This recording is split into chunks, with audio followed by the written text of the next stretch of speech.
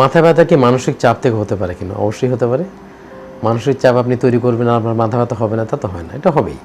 তাহলে মানসিক চাপটা আপনার কেন হচ্ছে, এটিকে ডিসিমিনেট করার, এটাকে রিডিউস করার কোনো সুযোগ আছে কিনা দেখেন।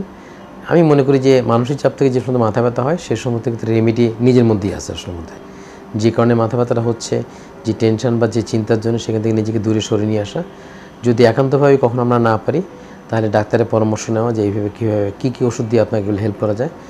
আর আমার নিজস্ব ফিলসফি হচ্ছে যে কোনো মাথা ব্যথা যদি আপনি দূর করতে চান, তাহলে প্রথম চিন্তা করতে হবে যে বিলিভ অন আল্লাহ, আল্লাহর উপরে বিশ্বাস 100%।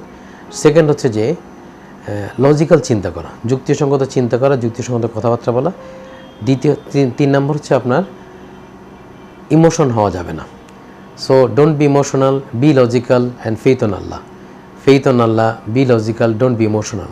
এই তিনটা জিনিস যদি আমরা আমাদের জীবনে প্র্যাকটিস করি, তাহলে আমরা অনেক অসুখ থেকে, অনেক জিনিস থেকে আমরা ভালো থাকতে পারবো, সুস্থ থাকতে পারবো।